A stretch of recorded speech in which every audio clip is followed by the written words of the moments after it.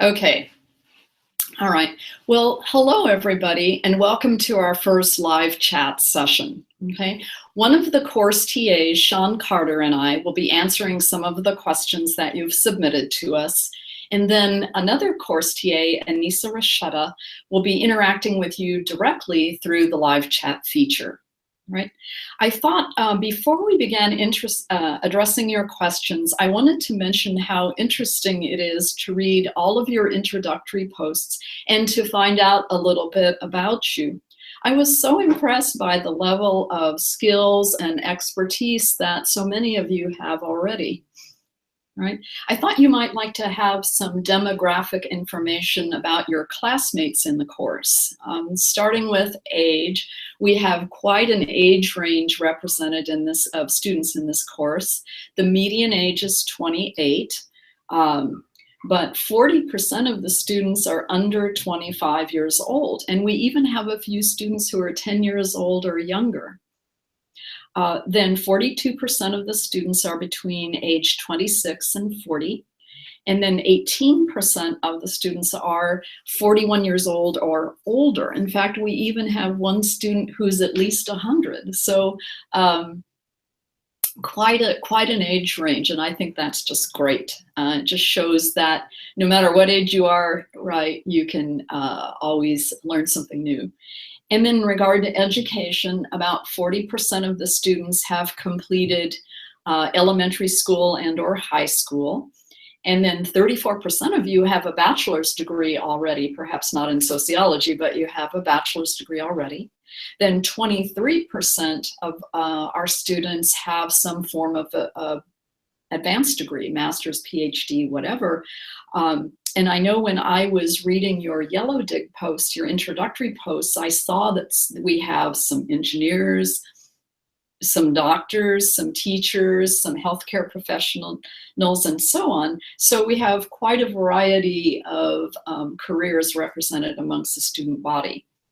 Also, in regard to location, the students in this class constitute quite a global subculture in that there are students in this class who are living in one of 135 different countries. So we have quite a geographical range represented in the student body as well. I think that's just terrific.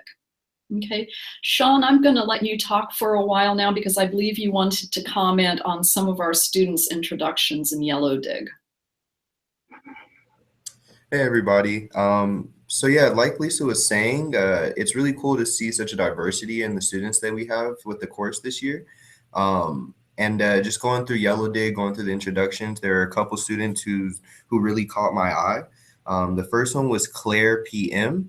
She's originally from France, but is currently living in Germany, and she's working as a European Union project manager. I think that's really cool. And this is her third edX course, and she's really enthusiastic about all the knowledge that she's able to get for free through the edX platform. Even though she's balancing work while taking the class, it definitely sounds like her enthusiasm is going to be a big help in getting her through this course. And then another student whose intro caught my eye was Z Chamaki. He's originally from Tunisia in Africa, but he's currently living in the US. And his background is in public speaking, in public relations. But he's currently taking this course to get certification to become an international business coach and life coach. So that was just really cool to see because, there's so many people in this course that are lifelong learners, but by going back and taking sociology, you can really get a lot of knowledge about interacting with people and understanding different backgrounds. And you can really learn to apply that to whatever your life situation is now. But again, it's really great to see so many different people and so much diversity in the class. And I think it'll really help enrich our dialogue on Yellow Dig. But I'm going to go ahead and pass it over to Lisa, and we'll start answering your guys' questions.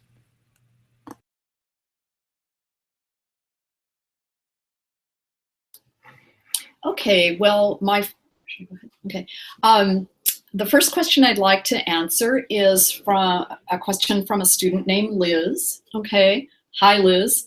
And Liz wanted to know, and I believe her interest comes from, she is an immigrant herself, and she said she was particularly interested in knowing how the world was going to shape up in the future as people continue to move around the globe, both as travelers and settlers. And she was wondering, how will this affect different societies and their cultures? Will people who live in a particular society be able to retain their beliefs and values in the form that they had them, or will they be somehow required or influenced to dilute their culture and their values, their beliefs, because of new people with different ways of thinking and doing things coming into their country?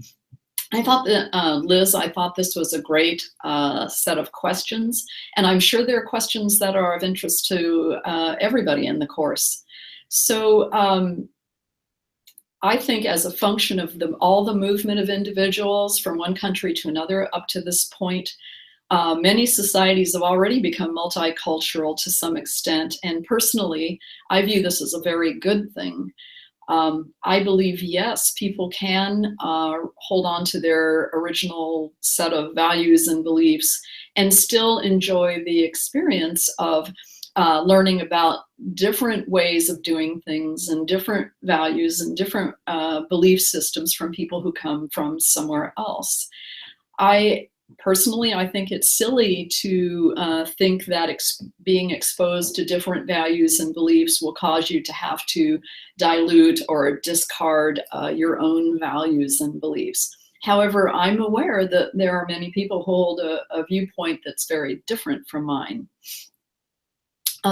Also, as you know, there's a lot of prejudice and discrimination in the world. While some people embrace learning about different ways of doing things and different values and beliefs, others are made very uncomfortable by it, so much so that they come to feel prejudiced against people who perhaps whose appearance or religion or way of life and so on are different from their own.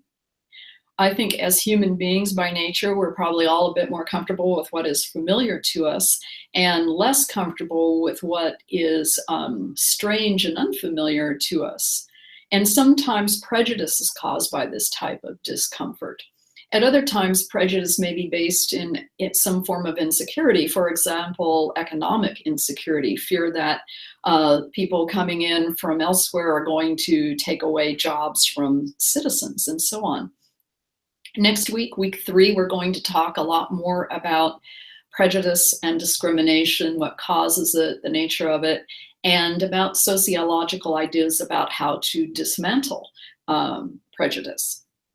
So Liz, back to your questions. Based on my own reading about and my observations of what's going on in the world, and following current events and so on, which I'm kind of a news junkie, so I follow current events. I personally see 2 trends in addressing your question that are worrisome to me. And I should tell you, you know, everybody gets to think what they want and say what they want in this class. Everybody should form their own viewpoint, and this is simply mine. And I want to warn you ahead of time, it's pretty pessimistic, okay? But each of you needs to judge for yourself what the future is likely to hold. So Liz, trend number 1 that I see, which I think is all the more evident now in our era of increasing income inequality, you all may have read or heard recently that it is now the case that the 8 wealthiest people in the world have as much wealth between them as the bottom 3.6 billion people around the world. So that's, you know, that's quite a disparity, okay? So what I'm seeing is that with increasing income inequality, there has emerged a class of people, not just in the United States, but people from all kinds of countries that form what an author named Chrystia Freeland, who's a journalist and a Canadian politician. In fact, she's a member of the Canadian Parliament, and she was just made Canada's Minister of Foreign Affairs. Anyway, she coined the term the new global elite. And she wrote a work on it called The Rise of the New Global Elite, which is good reading. I recommend you read it if you want to. And she has noted, as have others, that there's this emergence of this super rich and influential class of persons who can travel where they want. They can, go where they want, do what they want, live where they want, and money tends to lead to social acceptance for these people. And so they form like a unique subculture, and they seem to in fact have more in common with each other than they do with their countrymen and women back home who are not in this super elite super wealthy class. So I see increasing this huge gap in income, this huge income disparity. And then the second trend I see is that in many countries around the world, not just the United States, but there are increasing manifestations of xenophobia, meaning sentiment that is anti-refugee, anti-immigrant, a lot of posturing, a lot of activism, some legislation, and this is very worrisome to me. I think, for example, Donald Trump's slogan, "Make America Great Again," in my view, this is code language for make America the province of American white males again. He and his administration, the incoming administration, would like to make it more difficult or illegal for certain types of immigrants to enter the country. Some of them are pushing to remove some rights that women and other minorities have fought so hard for in the past. Voting rights, I'm thinking here in the US, abortion rights, and so on. And the fact that President-elect Trump made Steve Bannon, who was formerly the head of the white supremacist news organization called Breitbart, his chief strategist and his quote-unquote senior counselor.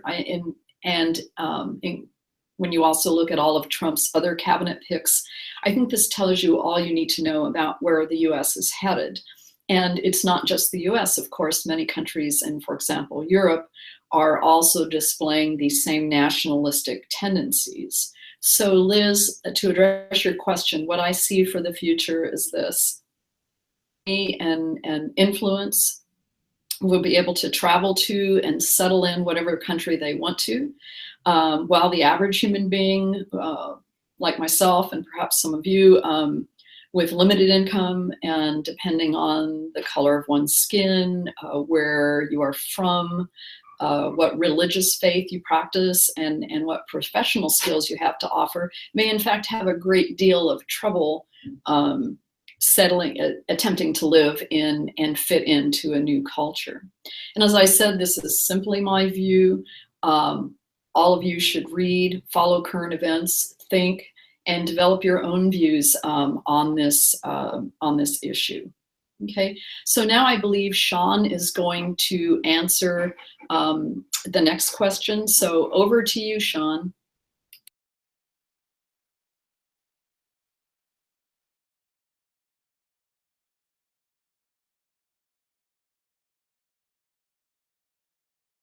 There we go. Hi, everybody. So the first question I'll be answering comes from Sarah. And Sarah wanted to know about the importance of sociological research. She wanted to know, why is sociology an important way to study society? Does sociology actually impact the way society works? Is it just a way of observation? And can sociology essentially lead to progress in society? So I think this is a really good question to ask, because I'm sure a lot of you are wondering why exactly this is a good course to take. And sociology really is just a means of investigating society and the human actors that are a part of it. It examines the different factors involved in a given society, culture, or social system, and it really analyzes the interrelated parts. And in a sense, sociology is a lens for viewing society. And there's various different schools of sociological thought that provide different perspectives. But when you compare and contrast them, it helps people to kind of create a conceptual understanding of the world and the social forces that play within it. And as far as like the impact of sociology on society, it works in two ways. So there's what's called pure sociology, which has more of a focus on theory, and then applied sociology, which focuses on practice. Pure sociology aims to explain social phenomena such as concepts like prejudice or an idea like the social sphere, while applied sociology aims to use the understanding derived from pure sociology, from those theories, in order to act and create specific outcomes. An example of this, there's a sociologist, Peter Sorokin, and he created a creative altruism program where he basically took sociological understanding of human nature and human motivation and created a program to basically promote altruism in different social situations. So in this respect, sociology is a tool, and it can be used either as a way of observation or as a means to impact the way a society works. And when you have a good understanding of sociology, it can really help in helping you understand what motivates groups, what brings groups together, how to enact change in a given situation, and how to recognize factors that can lead to specific outcomes in a certain situation. And as far as leading to progress, sociology can help lead to progress because it can help people become more aware of their social situations. It can create a social consciousness, and by doing that, it helps make people apparent to the aspects of their society that are in need of change. So I'm going to go ahead and pass it over to Lisa, and she'll answer the next question. You don't need.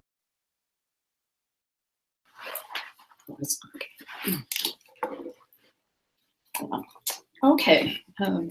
Hi, everybody. I'm back. All right. So the second question I'd like to address is from a student who I unfortunately only know as D18. I'm sorry, I don't know your name, so I can't address you by name. So D18 asked the question about the content of introductory sociology classes. He or she, D18, said that in the question that he or she had taken three different intro soc classes and found each of them to be very different from the other two. And consequently, the question was, why is there so much variation between one intro soc course and the next? This is a great question, and I'm happy to answer it. All right, D18, again, sorry for addressing you in this way. I wasn't sure from your question whether our intro soc course is one of the three that you were referring to, and you said you'd taken three, or if maybe you had taken three before this course, and our intro soc course now is your fourth. I also wasn't sure if all the intro sociology courses you've taken before were online courses or were one or more of them in-person courses. And so since I'm not sure about those factors, I'm going to be answering your question in a really broad way, and I hope I do get at what you're looking for. Medium that a teacher might teach in, whether it's in person or online, has its own advantages and also its own limitations as far as what a teacher can and cannot do in the course. For example, I teach courses in person, and of course that makes possible more personalized face-to-face contact, obviously, than online courses do. But then I've also taught in online sociology courses in three different what we call platforms. And a platform, what we mean is, or what the technical term for it is, learning management system. And each of those varies in the degree of its technical sophistication. So from a teacher's point of view, depending on how many bells and whistles you do or don't have, you can do more or less within your online course to personalize it or add interesting little tools and so on. So just if you're talking D18 only about online courses, the platform that they're using is going to affect what kind of course the teacher can offer. All right. And then I feel like I'm lucky to be teaching at ASU. ASU tends to be at sort of keep itself at the cutting edge of technology. So we have all the latest tools here, and I think that enables us to have a lot greater variety of things we can do in our online courses. Another factor that might cause variation in intro Soc courses is the degree of autonomy that the teacher gets from the administration, or from his or her boss, or from, it depends on the size of the college. Maybe it's not a boss, maybe it's the administration of the school, and so on. Sometimes a relatively inexperienced teacher will simply be given a bunch of content to deliver in the course, and will not have any a say-so at all into what that content consists of. Okay, it might be that an inexperienced teacher would be given a set of a chunk of content, and that has been used by some other more experienced teacher in the past who's already taught intro Soc for a number of years, and they know that the material is tried and true, and so they want the new teacher to just use that content since there's already evidence that it's successful. It can also happen if a school is very concerned about consistency of content from one teacher to the next, or from one course to the next. So it might be that in some schools, they want it to be the case that no matter who is teaching the intro Soc course, the students are going to receive the same thing regardless of who's teaching it. So if consistency is an issue, then again, the teacher may not have autonomy as to what material he or she can present.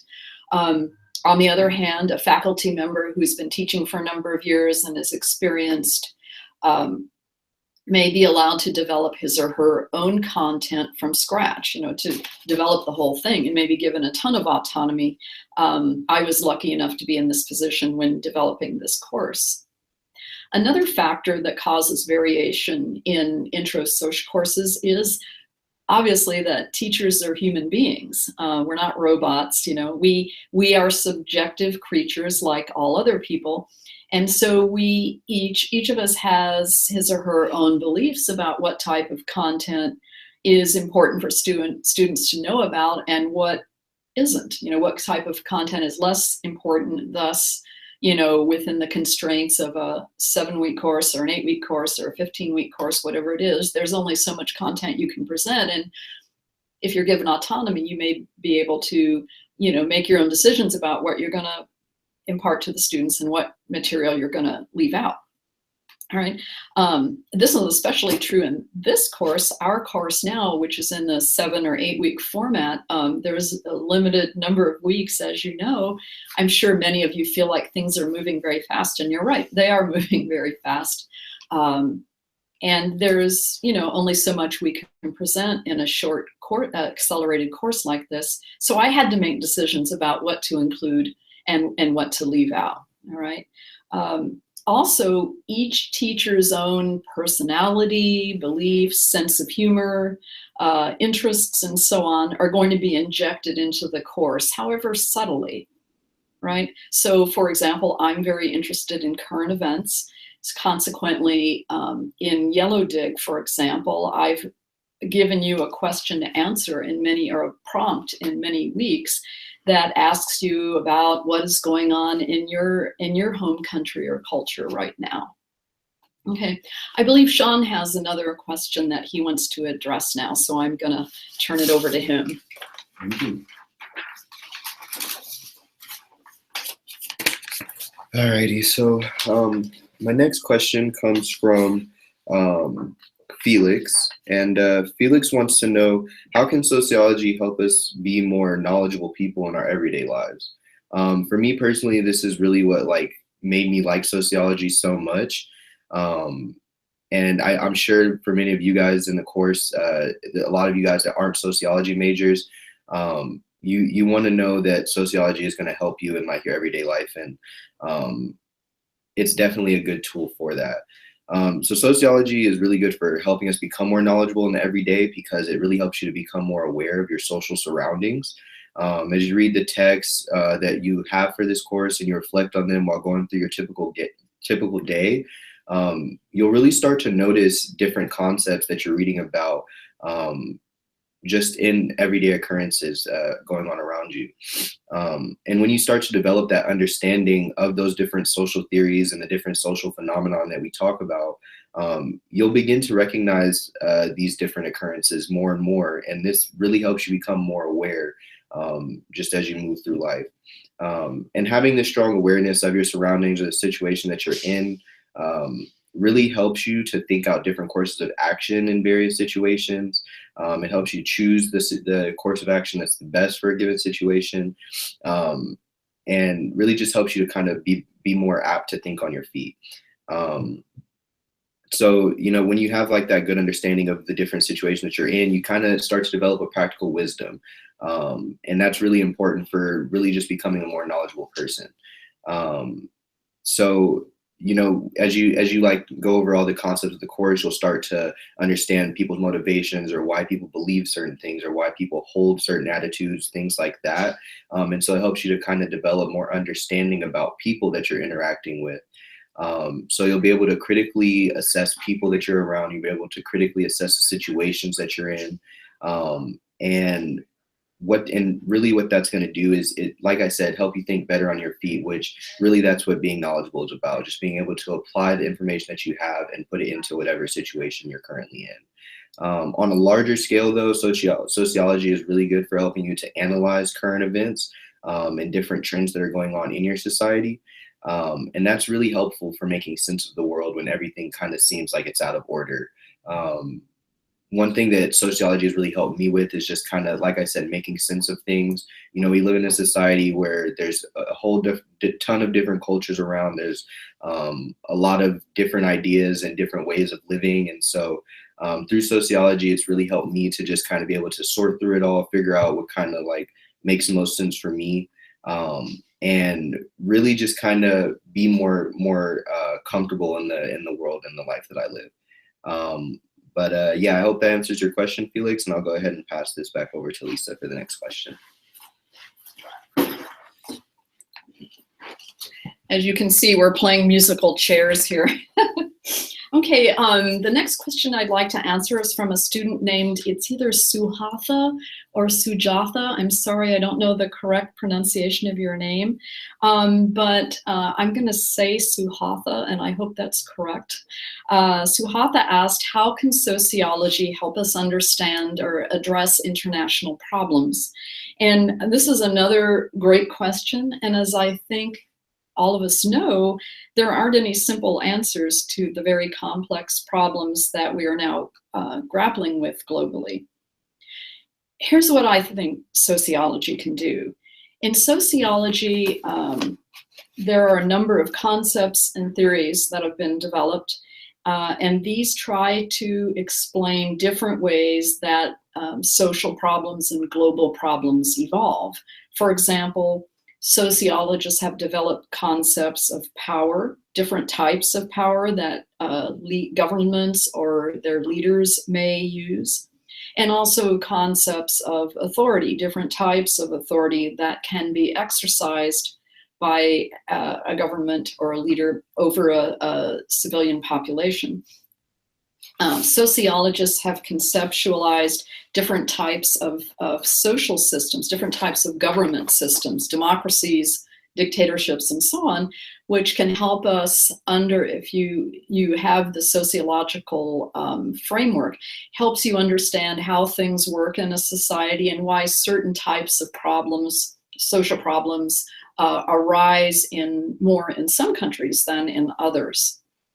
Sociologists also are very interested in globalization and interested in the ever-increasing connectedness between nations. We're interested in how whatever happens in one country now has an impact on other nations as well. So sociologists have also developed conceptual frameworks that allow us to make sense out of how problems have developed, although we don't always have the answers to how to resolve those problems. Sociologists also focus on social change, on what types of processes have to take place in a society in order for change to occur. Sociologists have conceptualized all manner of groups that might try to bring about change, as well as we've also conceptualized the types of groups that prefer for the status quo to be maintained. And so we've also conceptualized what are in some cases the ongoing conflicts between these two types of groups, types that want change and types that want things to stay as they are. Okay, so as sociologists, we in many cases can articulate what would need to change in a society in order to remedy a problem. However, those types of changes, due to the way that the elites of the society may exercise the power they have, it may make it very difficult to effect that change, maybe even impossible. Sociologists also look at the relationships between nations and between the leaders of those nations. So the individuals who are in power and their preferred means of interacting with other national leaders are going to have a big impact on what can and can't be accomplished. In the United States forever, it's going to be really interesting to see how our relationships with other nations evolve with Donald Trump as president, and also on the degree to which he is willing to work cooperatively with other nations on issues that all of us care about. So I believe Sean has another of your questions he'd like to answer, so I'm going to turn it over to him. Hello again. So for my last question, answering a question from Gerard Dunn, and his question piggybacks right off of what Lisa was just talking about, but he wanted to know, what can sociology teach us about governance? What he said is that a few countries in the world are well governed, most are not, and clearly governance is difficult, but can sociology provide us with the framework for governance? Can we discern principles or otherwise contribute to improving how societies are governed through sociology? So sociology is a really good discipline for looking at government around the world, because it's able to zoom out of the society and look at the various factors and aspects of that society's government in order to create that framework and understand the type of governance going on in that society. Throughout history of sociology and prior to his birth, a lot of social thinkers had a very political mindset. And a good example of that is Karl Marx, who is essentially the father of conflict theory, which we'll look at in Social 101. As far as like conflict theory, like it really looks at power struggles in societies, but it's just one way that sociology is able to provide that framework for governance, because it uses these different perspectives in order to examine different structures in a society.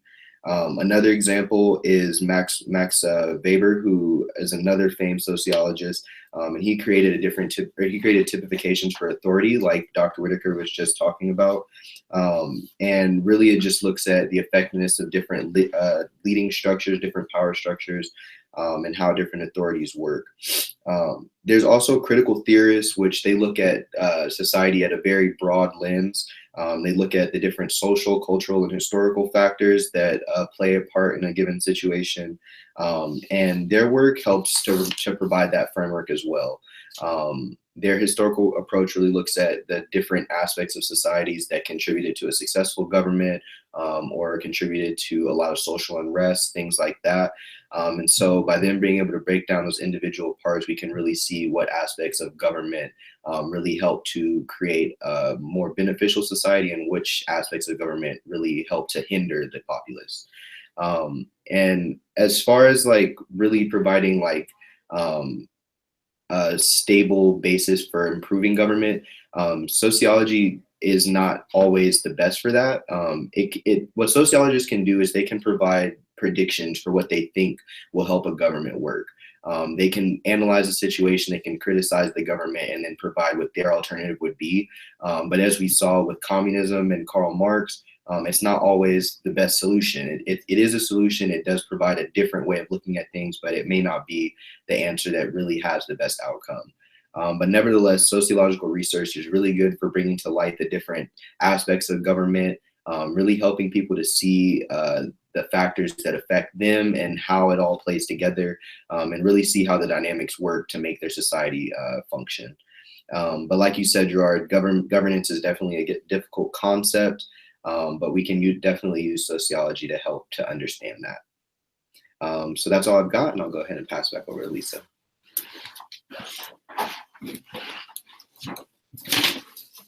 Okay, the last question I'm going to answer today is from a student named Felix.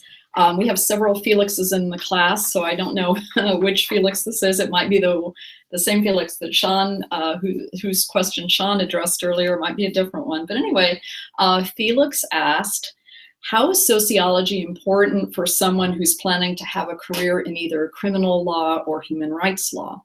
And I thought this was a great question, probably in part because of my own background. I felt I could probably provide a good answer to this question for you, Felix. A knowledge of sociology, and more specifically, a knowledge of some of sociology's subfields, such as criminology, deviance, and sociology of law, are going to familiarize you with a lot of concepts and theories and also data pertaining to a variety of subjects that you would need to be addressing or working with or thinking about constantly if you were to go into one of these fields. For example, sociologists there is a knowledge base in these sub areas which will give you information about how is it that some acts are made illegal while others that maybe are objectionable are not made illegal. We have information to offer about what are the social structural conditions or situational circumstances that will increase the likelihood or decrease the likelihood that certain individuals will commit crimes. We have information to offer on, sociology has information to offer on the importance of the interactions that occur between police officers, witnesses, and suspects when those interactions occur. We've learned a lot about the police subculture and how that's changed over the years. That would also be very important to know about, and how that subculture influences individual police officers' perception and treatment of certain types of suspects, witnesses, and victims, and so on. So sociology, as I've mentioned when answering another question, is also going to give you a deep understanding of the nature of prejudice and discrimination and power relationships, all of which are essential to understand if you're going to work in the criminal justice or human rights area and in the legal field. Studying sociology of law will give you insight into the inner workings of the justice system, which will be invaluable to you in my view. Felix, if you're really seriously thinking of entering this field, I strongly recommend that you do an internship in one of the agencies that is part of your local justice system. This could be your local superior court system, your local police department, a prosecutor's office. If your local superior court system, the one that handles felony crimes, has a prosecutor's office, that could be where you do an internship, or on the opposite side, the public defender's office in your court system, or a police department. Any of these, an internship in any of these types of entities would give you a bird's eye view into the system that you are considering stepping into in your career, and it'll help you decide whether or not this field is truly for you. I get the feeling, and it's just my sense of it, that I get the feeling you're thinking that um, if you do go into criminal law, you're thinking more of being a defense attorney, not a prosecutor. Perhaps I'm wrong about that. But if that's the case, I would recommend you would try to get an internship in your local public defender's office. This will allow you to see what the life of a public defender or a criminal defense attorney is like, and also would, with any luck, assuming you get to be present when some of the public defenders are interacting with their clients, this would give you a knowledge of the range of clients that you are likely to be defending if you do that type of work. And I think it would be essential for you to get this kind of insider information before you commit yourself to entering either a criminal law field or a human rights law field. Okay, well, I think we're about out of time now. I want to thank all of you for joining us. I hope this session was useful to you, and we'll be back in another live chat session in a couple of weeks, and hope to see you then.